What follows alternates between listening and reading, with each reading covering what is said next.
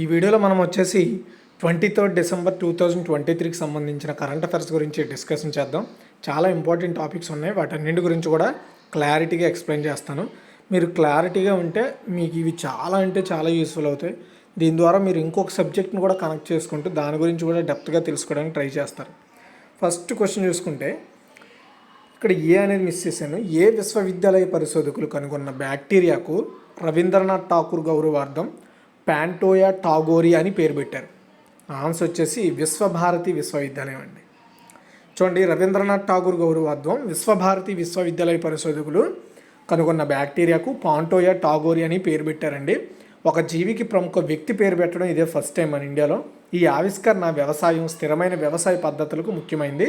ఈ పాంటోయా టాగోరి అనే బ్యాక్టీరియా కూడా వ్యవసాయానికి చాలా యూస్ఫుల్ అయ్యే బ్యాక్టీరియా అండి ఇది. అయితే ఇక్కడ మీరు ఒకటి గుర్తుపెట్టుకోవాలి, ఈ విశ్వభారతి యూనివర్సిటీని రవీంద్రనాథ్ ఠాగూర్ గారే స్థాపించడం జరిగింది. వృక్షశాస్త్ర విభాగంలో మైక్రోబయాలజీ ల్యాబొరేటరీలో ప్రొఫెసర్ బాంబో డ్యామ్ నేతృత్వంలో ఈ బ్యాక్టీరియాని ఐడెంటిఫై చేశారనమాట. పాంటోయా టాగోరి పొటాషియం ద్రావణం, నత్రజనిని నింపడం, భాస్వరం ద్రావణం మొక్కల పెరుగుదలను ప్రోత్సహించడానికి ఉపయోగపడుతుందంట ఈ బ్యాక్టీరియా. ఓకే, తర్వాత సెకండ్ వన్, ఏ ఈశాన్య రాష్ట్రంలో పట్టణ సేవలు మరియు పర్యాటక సౌకర్యాలను మెరుగుపరచడానికి ఆసియా అభివృద్ధి బ్యాంకు $100 మిలియన్ రుణాన్ని ఆమోదించింది. ఇక్కడ నేను ఇచ్చాను ఏ ఈశాన్య రాష్ట్రం అని. ఇంకోటి ఏంటంటే ఈ ఆప్షన్లో మెన్షన్ చేసిన రాష్ట్రాలన్నీ కూడా ఈశాన్య రాష్ట్రాలే. అయితే మన దేశంలో ఈ ఈశాన్య రాష్ట్రాల సంఖ్య ఎంత, ఎన్ని ఉన్నాయి అనేది ఎవరికైనా తెలిస్తే కామెంట్ చేయండి. ఓకే, ఆన్సర్ వచ్చేసి త్రిపుర అండి. త్రిపుర రాష్ట్రంలో పట్టణ సేవలను, పర్యాటక సౌకర్యాలను బెటర్ చేయడానికి, ఇంకా మెరుగుపరచడానికి, డెవలప్ చేయడానికి $100 మిలియన్ రుణాన్ని పొందేందుకు భారత ప్రభుత్వం ఆసియా అభివృద్ధి బ్యాంకుతో ఒప్పందం చేసుకుందండి. ఈ ప్రాజెక్టు త్రిపురలోని ప్రధాన జాతీయ రహదారులను అంటుపెట్టుకున్న పట్టణాలను మెరుగుపరచడానికి యూజ్ అవుతాయి అండ్ ప్రజలకి మౌలిక సదుపాయాలని డెవలప్ చేయడంలో యూజ్ చేస్తారనమాట. అంతేకాదు త్రిపురని ప్రముఖ పర్యాటక ప్రాంతంగా మలచడంలో ఈ పర్టికులర్ రుణం అనేది త్రిపుర రాష్ట్రానికి యూజ్ అవుతుందండి. తర్వాత థర్డ్ వన్, ఇస్రో ఏ సంవత్సరం నాటికి భారతదేశపు మొట్టమొదటి అంతర్జాతీయ అంతరిక్ష కేంద్రాన్ని ప్రారంభించనుంది? చాలా ఇంపార్టెంట్. ఆన్సర్ వచ్చేసి 2028 అండి.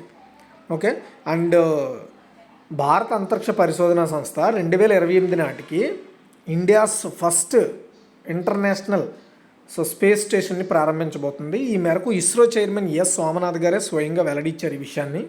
భారతీయ విజ్ఞాన సమ్మేళనంలో పాల్గొన్న ఆయన ఈ మేరకు ఈ అనౌన్స్మెంట్ చేశారు.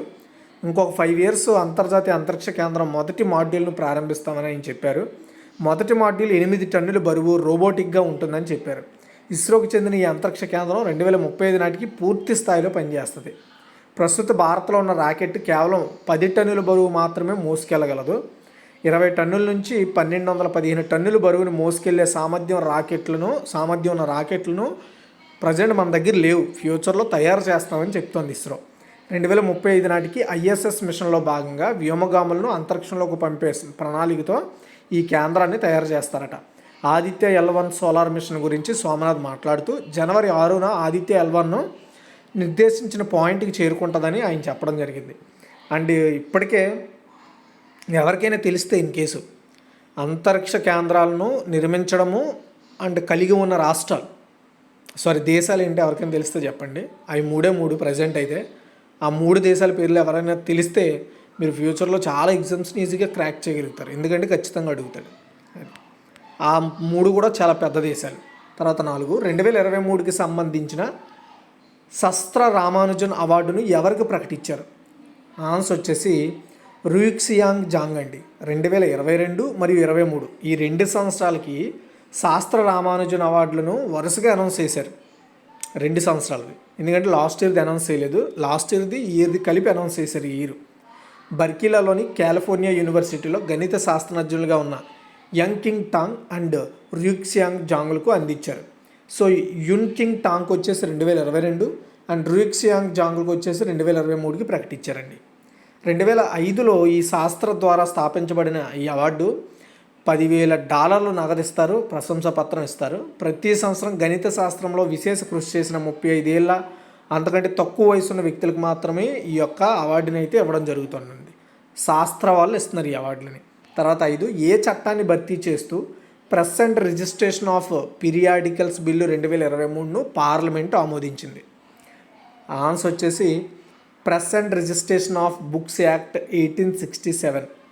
Press and registration of books act 1867లోని వలసవాద యోగ చట్టాన్ని రద్దు చేస్తూ press and registration of periodicals bill 2023ను లోక్సభ ఆమోదించింది. అయితే లోక్సభ కంటే ముందే రాజ్యసభ ఆమోదించడం ద్వారా ఇది పూర్తిగా పార్లమెంట్ ఆమోదించినట్టు అయిందనమాట. ఈ కొత్త చట్టం అనేది ఎలాంటి భౌతిక ఇంటర్ఫేస్ అవసరం లేకుండా ఆన్లైన్ సిస్టమ్ ద్వారా పీరియాడికల్స్ టైటిల్స్ రిజిస్ట్రేషన్ ప్రక్రియను ఈజీగా చేయగలదు. అంటే ఇన్ కేసు మనం ఏదైనా కొత్త పత్రికను పెట్టాలి అనుకునే వారికి ఒకే విడతలో రిజిస్ట్రేషన్ చేసుకునేందుకు వీలిస్తారనమాట. అంటే యాక్చువల్గా టైటిల్ రిజిస్ట్రేషన్ అంటారు. టైటిల్ రిజిస్ట్రేషన్ అండ్ ఆ పత్రిక రిజిస్ట్రేషన్. అంటే నువ్వు పత్రిక పెట్టాలంటే ఒక రిజిస్ట్రేషన్ ఉండాలి. అయితే నువ్వు ఆ పత్రిక ఏ టైటిల్ పెడుతున్నావు అంటే కాపీరైట్ చేసుకునే రిజిస్ట్రేషన్ కూడా అప్పుడే చేసుకోవాలన్నమాట. ఆ రెండింటిని ఒకేసారి అట్ ఎ టైం చేసుకునేలా ఇప్పుడు అవకాశం కల్పిస్తారు. అండ్ విదేశీ కంపెనీలు ఏవైనా మన దేశంలో ఆ పత్రికలు నడపాలనుకున్నా కూడా ప్రాసెస్ను ఆన్లైన్లోనే చేసుకోవచ్చు. మన ఇండియాకి వచ్చి మాన్యువల్గా చేయాల్సిన అవసరం లేకుండా ఈ కొత్త చట్టం అవకాశం కల్పిస్తుంది. పీరియాడికల్స్ అంటే ఏం లేదండి. ఫర్ ఎగ్జాంపుల్ మనం monthly and weekly, yearly magazines అంటాం కదా, వాటిని మనం పీరియాడికల్స్ అంటాం యాక్చువల్గా. ఓకే, ఒక న్యూస్ పేపర్ అనేది పీరియాడికల్స్ అంటే డైలీ ప్రచురించే పత్రిక, లేదా మంత్లీ, వీక్లీ, వాటిని అన్నింటినీ పీరియాడికల్స్ అంటారు అంతే. తర్వాత 6 టెలికమ్యూనికేషన్ బిల్లు 2023 పార్లమెంట్ ఆమోదం పొందింది. ఈ బిల్లు ఏ చట్టాన్ని భర్తీ చేస్తోంది అంటే ఏ చట్టం ప్లేస్లో ఈ కొత్త చట్టాన్ని రూపొందించారు అంటే ఇండియన్ టెలిగ్రాఫ్ యాక్ట్ 1887 అండి. పార్లమెంట్లో మరో కీలక బిల్లు ఆమోద ముద్ర వేశారు. సో ది టెలికమ్యూనికేషన్ బిల్లు 2023కి లోక్సభ, రాజ్యసభ ఆమోదం పొందింది. So Indian telegraph act 1885, wireless telegraphy act 1993, the telegraphy wires act 1950. ఈ 3 చట్టాల ప్లేస్లో ఒక చట్టాన్ని తీసుకొచ్చారనమాట. ఆ చట్టం పేరే టెలికమ్యూనికేషన్ బిల్లు 2023.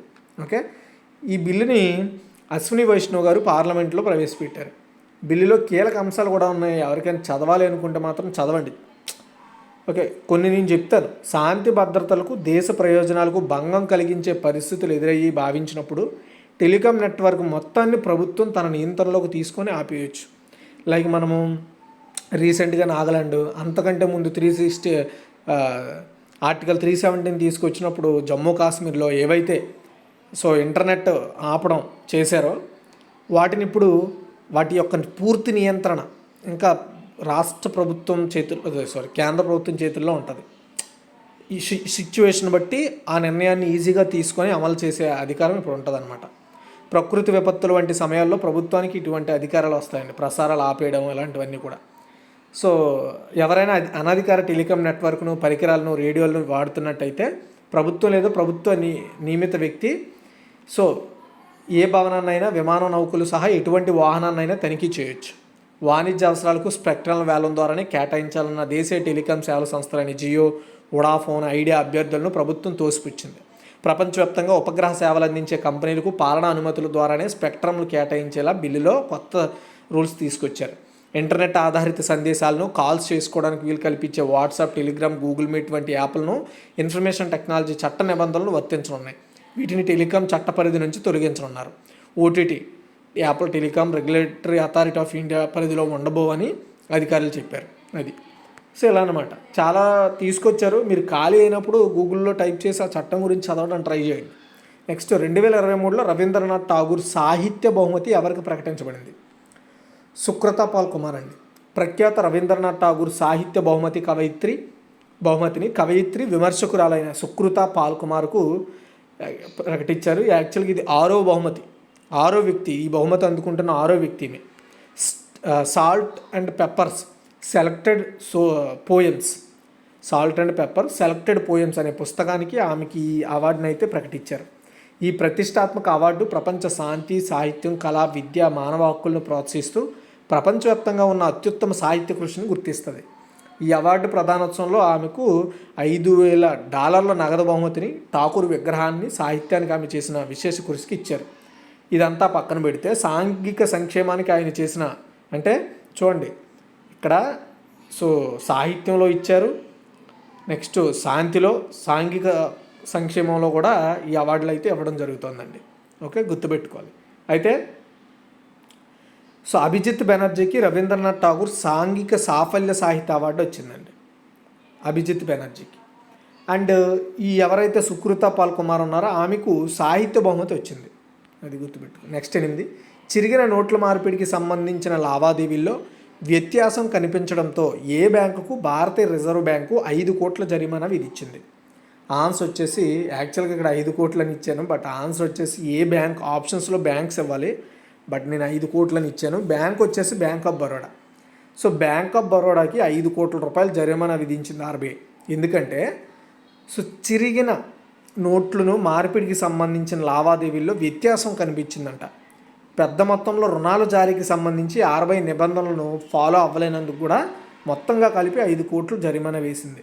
దీంతోపాటు మహారాష్ట్రలోని ఠానే జిల్లా కేంద్ర సహకార బ్యాంకుకు ఆర్బీఐ 2 లక్షల జరిమానా వేసింది. ఎందుకంటే ఈ బ్యాంకు తమ డైరెక్టర్లో ఒకరికి రుణం మంజూరు చేసిన కారణంగా ఈ పెనాల్టీ విధించిందనమాట. అది తర్వాత 9, మిస్ కాంటినెంటల్ ఇంటర్నేషనల్ 2023 కిరీటాన్ని ఎవరు గెలుచుకున్నారు? ఆన్సర్ వచ్చేసి ఆస్థా రావాలండి. మిస్ కాంటినెంటల్ ఇంటర్నేషనల్ 2023 యొక్క 5వ సీజన్లో ఫస్ట్ టైం మన ఇండియాలో జరగడం, అండ్ ఈ ఇండియాలో ఆస్థా రావల్ ఈ అవార్డుని గెలుచుకుంది, ఈ కిరీటాన్ని. భారతదేశంలో జరిగిన miss continental international 2023 event so అందానికి సంబంధించిన వేడుక మాత్రమే కాదు, ఆసియా ఖండంలో విభిన్న గొప్ప సాంస్కృతిక వస్త్రాలను ప్రదర్శించి ఆ కిరీటాన్ని అందుకోవడం ద్వారా ఈ యొక్క వేడుక ఇంకా హైలైట్ అయిందని చెప్పొచ్చు. మన ఇండియాలో కండక్ట్ చేయడం అయితే మన ఇండియాకి చెందిన పర్సన్ గెలుచుకోవడం ఇంకొక హైలైట్ ఇది. అది నెక్స్ట్ 10, భారతదేశంలో రైతుల దినోత్సవాన్ని ఎప్పుడు జరుపుకుంటారు? యాక్చువల్గా దీన్ని జాతీయ రైతు దినోత్సవం అని కూడా పిలుస్తారు, అలా కూడా క్వశ్చన్ అడగవచ్చు.